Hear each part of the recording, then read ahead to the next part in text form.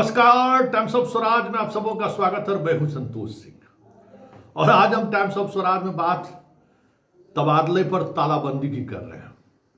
जी हां, तबादले को लेकर बहुत सारी बातें चली, बहुत तरीके से चीज़ों को रखा भी गया, कहा भी गया। खास संवर्ग के लोगों के निशाने पर भी मैं रहा। आज भी एक उसी संवर्ग के एक शिक्षक से बहुत ही इस तरीके के भाषा में संवाद हो गया जो अमूमन जिससे हम बचते रहते हैं। लेकिन क्या कहा जा सकता है, किसी का पार्टी लेने की बात कहाँ है। खबर है सो खबर है, किसी का बंधुआ मजदूर थोड़ी है। चाहे वो शिक्षक नियोजित हो, शिक्षा मित्र हो, चाहे बीपीएससी हो, जो गलत है सो गलत है। और उसी सही और गलत के निर्णय में हो सकता है आपके नज़र में वो बातें गलत हो, हमारी नज़र में जो सही है वो सही है, क्योंकि हम अपने नज़रिए से पत्रकारिता करते हैं। तो शुरुआती दिनों से हम कह रहे थे नियोजित शिक्षक का तबादला सिद्धार्थ नहीं कर सकते हैं। कल के प्रेस कॉन्फ्रेंस के बाद बहुत कुछ समझ में आ गया होगा कि ये जो कुछ भी कर रहे थे कहीं न कहीं मर्जी चला रहे थे, अपनी मर्जी चला रहे थे और अपनी मनमर्जी में वो सारी बातें किए जा रहे थे। सवाल है कि जो राइट इनको है नहीं उसको कैसे तबादला कर दीजिए, यही सवाल हम कर रहे थे कि नियोजित शिक्षक को आप तबादला कैसे कर दीजिए जब तक इसको नियोजन इकाई नहीं भंग होगा। तो अब नया नियमावली लाए हैं, कैबिनेट से अप्रूव्ड हो गया। अब पहले उनको विशिष्ट शिक्षक के रूप में योगदान दिलवाइए। तो क्या 31 दिसंबर से पहले उन तमाम शिक्षकों का विशिष्ट शिक्षक में पोस्टिंग हो जाएगी? क्योंकि पहले तो उसे अपने स्कूल में पोस्टिंग होना है, उसके बाद फिर कहीं ट्रांसफ़र होगा, क्योंकि वहीं पोस्टिंग में ना ज्वाइनिंग करेगा तो विशिष्ट शिक्षक बनेगा, तभी ना आप सिद्धार्थ को राइट होगा आपको तबादला करने का। तो वो जो हम शुरुआती दिनों से कह रहे थे वो तो खारिज हो ही गया। उसके अलावा एक बड़ा सवाल, सिद्धार्थ कल खुद प्रेस कॉन्फ्रेंस में कह गए कि जब तक डॉक्यूमेंट्स वेरिफिकेशन नहीं हो जाएगा तब तक हम तबादला नहीं कर पाएंगे। डॉक्यूमेंट्स वेरिफिकेशन होगा, प्रोबेशन पीरियड खत्म हो जाएगा, उसके बाद हम नियोजित शिक्षकों का तबादला करेंगे। तो फिर बीपीएससी में इतनी व्यग्रता क्यों है? सिद्धार्थ जी, बीपीएससी के लिए लेकर इतनी व्यग्रता क्यों है? जब नियोजित मामले में आपने कह दिया तो फिर बीपीएससी के मामले में क्यों? बड़ा सवाल है। और सवाल ये भी है कि आपका बांका का शिक्षा प्राधिकारी पत्र जारी करता है कल कि तमाम ऐसे शिक्षक शिक्षिका अपना प्रमाण पत्र 3000 से अधिक बीपीएससी शिक्षकों को नोटिस जारी किया है। आज जो है सो बिहार के 18 जिले में बीपीएससी शिक्षकधारियों को लेकर नोटिस जारी हुआ है। जिन लोगों को प्रमाण पत्र के मामले में मतलब जो बिहार के नहीं रहते हुए रिजर्वेशन का लाभ उठाया है, उन लोगों का 18 जिला में अचानक सब सक्रिय हो गया है। सभी 3 दिन का जो है सो सबको समझ दिया गया है कि 3 दिन के अंदर अपने सारे डॉक्यूमेंट दीजिए।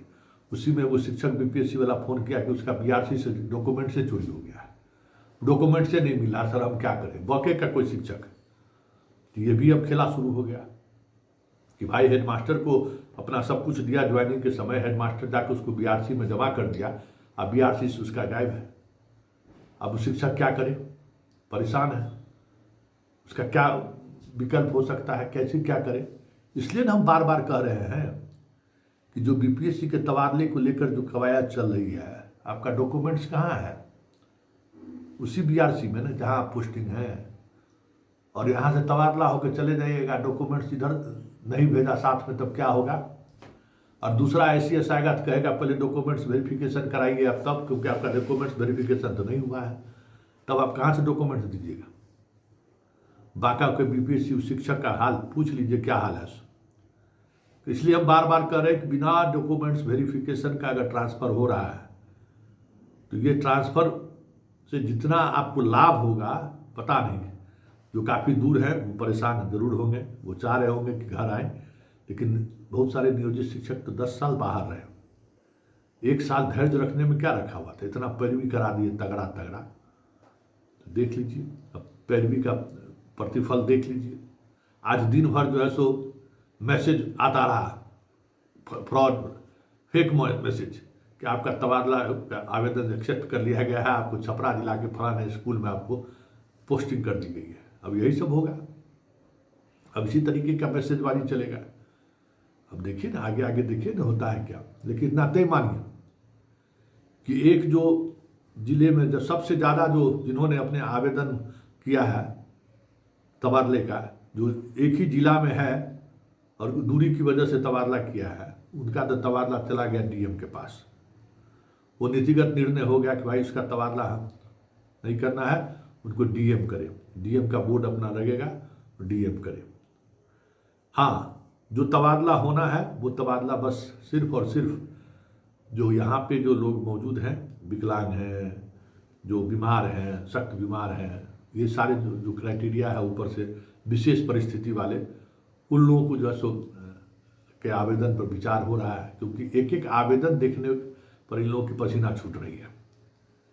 जो आज हमारी शिक्षा विभाग के अधिकारियों से बात हुई और आज जो हम शिक्षा विभाग के दफ्तर में गए तो देखे कि हाँ, लगभग 2 लाख आवेदन को स्टडी करना, आवेदन का निकालना, अपने आप में सबका फोटोकॉपी निकाल कर परेशान है पूरा विभाग। और पूरा विभाग इसी बात को लेकर गुप्त है कि बताइए यहाँ एक जगह सेंट्रलाइज करने के 2 लाख फॉर्म कौन पढ़ेगा कि कौन किसका है। जिला वाइज बांट कर दीजिए, उसके बाद फिर जिला वाले को कहिए। मतलब इस तरीके का अफरा तफरी का माहौल आज शिक्षा विभाग में देखने को मिला है।